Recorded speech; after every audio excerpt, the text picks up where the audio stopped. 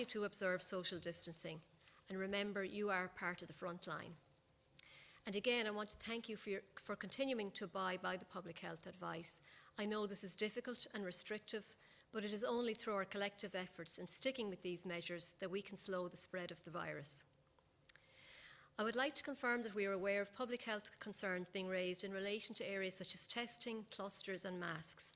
These matters are all covered by the Chief Medical Officer and the Health Service Executive and are being addressed on an ongoing basis in their briefings, so I'm not going to deal with those here. I mentioned yesterday, but want to reiterate, that other parts of the health service continue to operate. You should check in with your doctor or hospital if you have an appointment, unless it has been specifically cancelled.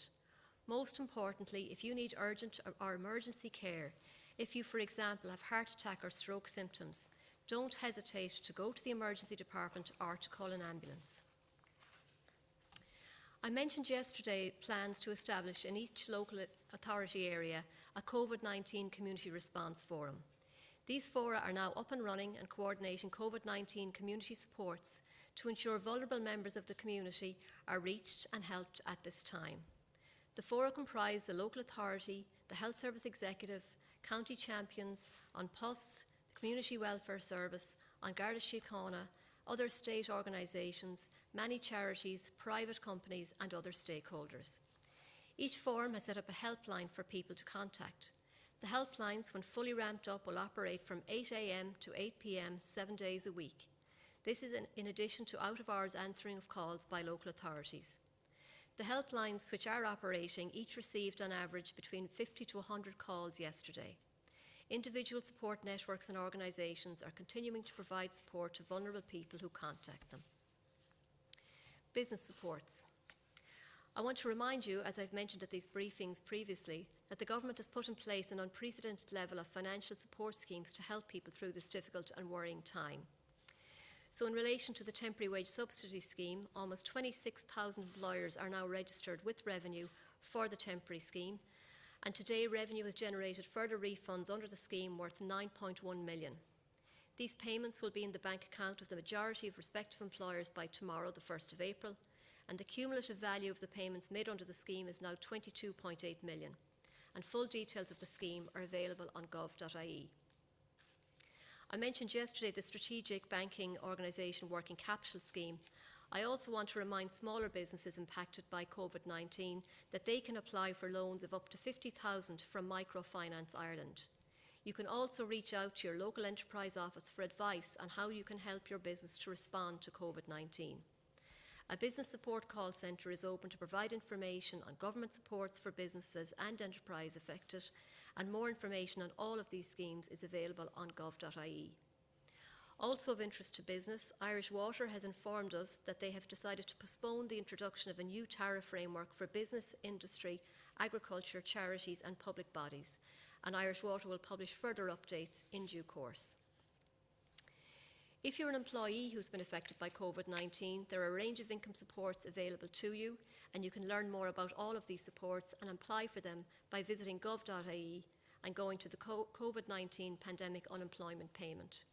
The quickest way to submit an application for payment in terms of both the Pandemic and Unemployment Benefit as well as the Enhanced Illness Benefit is online. Information on how to apply is on gov.ie. And I also want to remind people that if you've already applied but have been re-employed by your employer, you should close your application now. Pension payments and cocooning. So we are aware that there are over 460,000 persons aged over 70 who are in receipt of a pension. Those aged over 70 are required to cocoon, but we understand that many are attending post offices to collect their pension and pay utility bills, etc. There are alternatives available, such as the ability to nominate an agent to collect their pension, which is now paid fortnightly.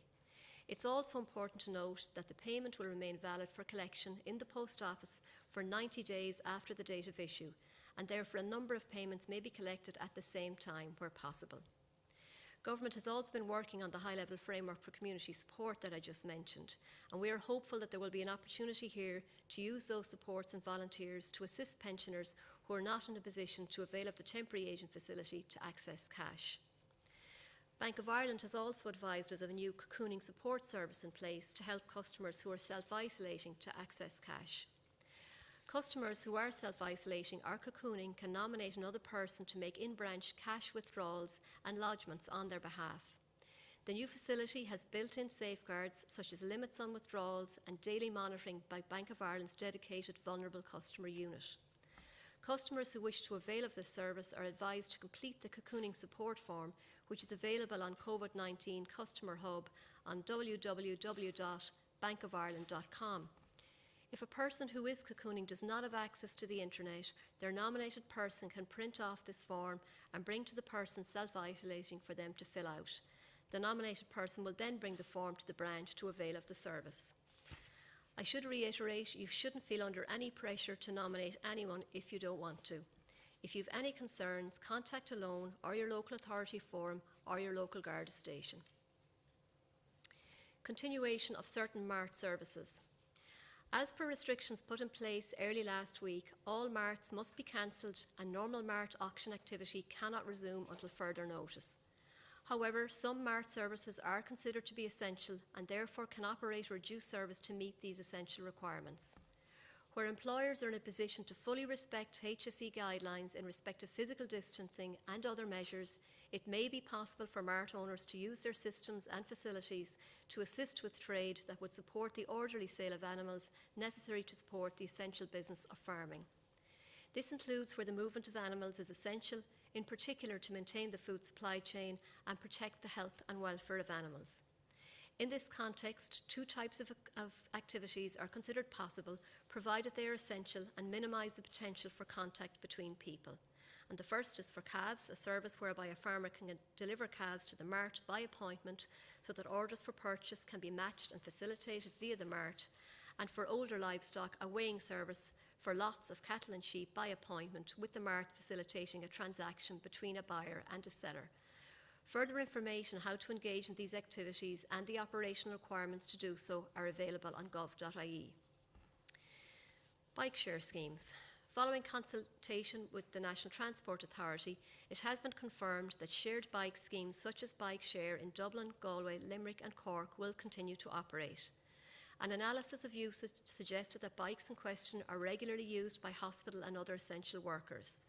And assurances have also been given in relation to the cleaning and maintenance of bikes, and the National Transport Authority is happy that the service should remain operational for now. Businesses donating goods and services. Since the beginning of the public health emergency, many businesses have contacted government bodies to offer support through the supply or donation of goods and services. The Office of Government Procurement has created a central database of those offers on behalf of the whole of the public service, including the HSE. For businesses who would like to donate, offers can now be made through an online form on gov.ie. It may not be possible to match all offers with current needs, but we are very grateful for each and every offer of support. Charities. The Government is aware of the challenges faced by charities, social enterprises and other community and voluntary organisations, and is committed to working closely with the sector in managing through these. Assurances have been provided in relation to the continuity of Exchequer funding supports for many organisations in the sector. The Government Temporary Wage Subsidy Scheme, announced last week, will also support employers in the sector to retain staff who are unemployed under non-Exchequer funding sources. We are continuing to liaise with representatives of the sector in relation to the challenges faced at this time. Supporting citizens abroad. Over 130 Irish passengers and their families departed Lima safely on Sunday the 29th of March, the majority on the flight organised by the Irish Government, and we can confirm that most of these arrived back in Dublin yesterday. Likewise, some US chartered airlines landed in Shannon yesterday carrying Irish citizens and residents from Algeria and Ghana. The Department of Foreign Affairs and Trade has been working in close cooperation with airlines, travel agencies to ensure that those who want to return home to Ireland from Australia are able to do so. Our embassy in Canberra and consulate in Sydney has been directly contacted by hundreds of Irish citizens.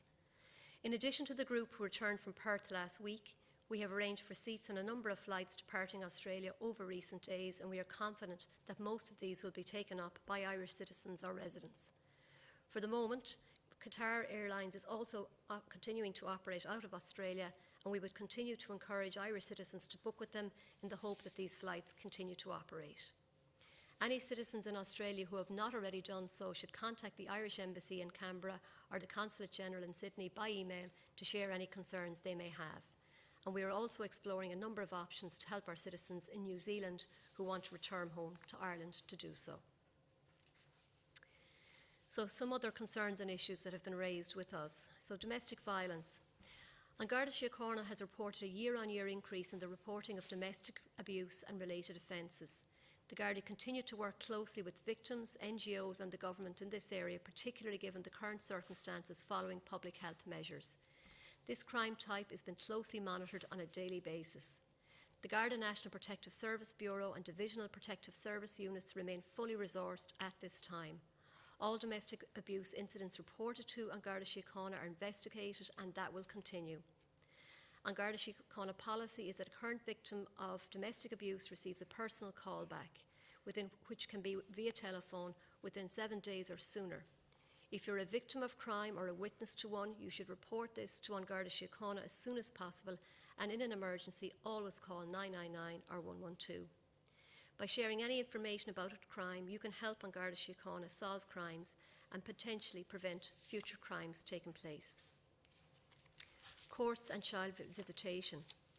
We are aware of issues some people are facing in terms of court-appointed child visitation.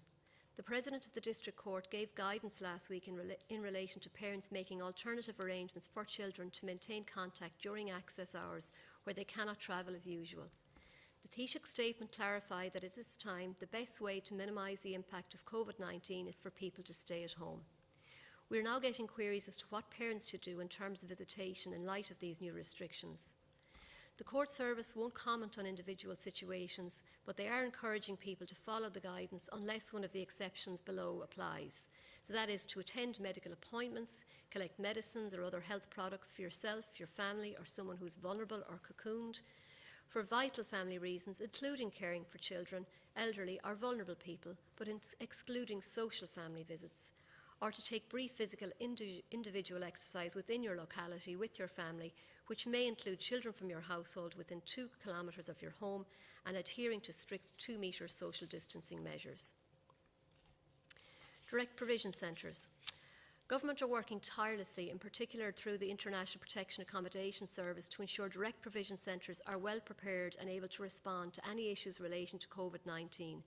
There is more work to be done, and this is a rapidly evolving national emergency, and the team there are following all advice from the Health Service Executive and the National Public Health Emergency Team. 300 new beds were recently announced in new centres in Tullamore, Rosslare Harbour and Cahersiveen. Further beds are being actively sourced for international protection applicants to better support social distancing measures in centres. Good progress is also being made on establishing an off-site self-isolation facility if that was required. We will continue to do everything we can in this area in line with the best public health advice available. COVID-19 app. As part of the national response to COVID-19, work is underway to develop a new mobile COVID-19 app for real-time symptom tracking and digital contact tracing. Intensive work has been underway between the Department of Health, the Health Service Executive, and with direct support from the Office of the Government Chief Information Officer and other technical expertise across the public service and elsewhere. The implementation timeline will be determined by the technical progress and results from intensive testing that is currently taking place, and I'll keep you updated on that. Finally then, another sensitive issue that has arisen and caused concern for people over the course of this emergency is that of funeral services. The government's critical service list issued on Saturday included funerals as one of those services. The government wants to ensure that families are able to bury their loved ones in a respectful manner while ensuring that all involved, mourners, funeral directors, celebrants and all those involved in those services are protected from COVID-19. The HSE has already provided guidance in this regard, and further guidance is now being developed and will be published shortly. In the meantime, I can confirm that immediate family members can still attend funeral services, burials and cremations, provided that social distancing rules are respected. This relates to all funerals, including those arising out of COVID-19 deaths. While we know this is difficult, in general, numbers attending should not exceed 10 persons in places of worship and at the graveside, but this may be restricted further in smaller enclosed spaces. Individual churches may also put in place restrictions which respond to specific local circumstances. We are continuing to liaise closely with all of the stakeholders around this issue to ensure we protect the dignity of Irish funerals as we navigate this difficult period, and we will review practices as necessary. And we would encourage anybody affected by these issues to contact the range of bereavement and other support services that are available. Thank you.